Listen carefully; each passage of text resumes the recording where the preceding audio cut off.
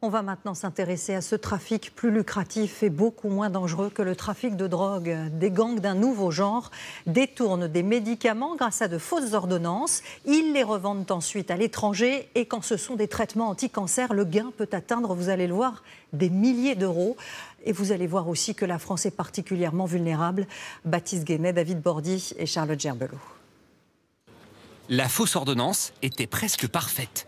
Aucune erreur, aucune incohérence. On a tout regardé, il y a le tampon du médecin, il y a la date, il y a sa signature. Là, il marque le dosage, il n'y a rien qui attire l'œil. Et elle a permis à un escroc de repartir à 2 reprises avec des boîtes de médicaments pour soigner le cancer d'une valeur de plus de 4 000 € chacune. Ce pharmacien ne s'est pas méfié, car l'homme venait régulièrement ici depuis plusieurs semaines et avait gagné sa confiance. Il était trop gentil avec nous, il nous offre à manger. Il nous fait rigoler à la pharmacie et on n'a jamais étiqueté que c'était des fausses ordonnances, que c'était un trafic d'ordo.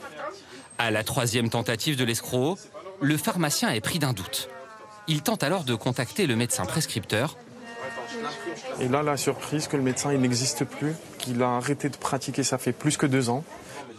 Pour l'assurance maladie, l'officine n'a pas suffisamment vérifié ses ordonnances. Elle est donc responsable et doit rembourser 16 000 € au total. Selon le pharmacien, l'escroc était en fait une petite main d'un réseau bien plus vaste.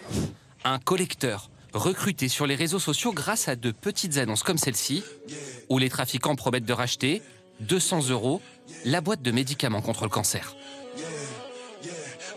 T'as la CMU ou l'aide médicale à 100%? Viens gratter tes sous. Les collecteurs volontaires reçoivent une fausse ordonnance et n'ont plus qu'à se présenter en pharmacie munis de leur carte vitale. Pour récupérer ces boîtes valant des milliers, voire des dizaines de milliers d'euros, prises en charge par la sécurité sociale. Pour lutter contre la fraude, l'assurance maladie a mis en place cette base de données il y a quelques mois. Accessible à tous les pharmaciens, elle recense les fausses ordonnances partout en France. Premier constat, les collecteurs sont pour la plupart très jeunes. Voilà, il a 24 ans, là il a 23 ans, donc ce qui veut dire que ce sont des jeunes d'une vingtaine d'années à chaque fois. Et ils arrivent préparés. Les trafiquants leur préconisent d'être courtois, bien habillés et de se présenter aux heures de pointe ou en fin de journée, quand il est plus difficile pour un pharmacien de joindre un médecin et de vérifier une ordonnance.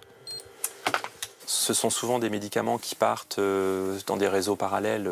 Un trafic important peut engendrer des tensions, voire des ruptures d'approvisionnement et mettre en danger quand même les patients qui, eux, en ont réellement besoin. Ces collecteurs sont le dernier rouage de réseaux structurés. L'année dernière, nous avions interrogé ces enquêteurs spécialisés. Ils venaient alors de réaliser une saisie importante en région parisienne. On a régulièrement des collecteurs qui se font arrêter et qui se rendent pas compte qu'ils mettent le pied dans une entreprise criminelle d'ampleur. Et en haut, on a des gens qui savent très bien ce qu'ils font, qui vivent très bien de ce trafic. Que deviennent ces médicaments obtenus frauduleusement? Ils sont pour la plupart exportés vers l'étranger, par valises entières, dans des pays d'Europe de l'Est, du Maghreb ou du Moyen-Orient. Ils y sont revendus légèrement en dessous du prix affiché dans les pharmacies françaises. Ce business juteux attire, selon cet avocat, trafiquant de stupéfiants et escrocs à la recherche d'une reconversion. C'est extrêmement lucratif parce que le coût de production est extrêmement faible, c'est quelques centaines d'euros, et le prix de vente, c'est plusieurs dizaines de milliers d'euros. Donc la marge, elle est énorme. Et en termes de risque, vous encourez maximum 5 ans de prison, alors que par exemple pour des trafiquants de stupéfiants, c'est quasiment 30 ans de prison. La fraude n'est pas la seule façon pour les trafiquants d'obtenir ces précieux médicaments. Il y a quelques mois, une palette entière d'un anticancéreux a été volée dans 7 entrepôts de la pharmacie centrale de l'assistance publique des hôpitaux de Paris. Préjudice, 2 millions d'euros.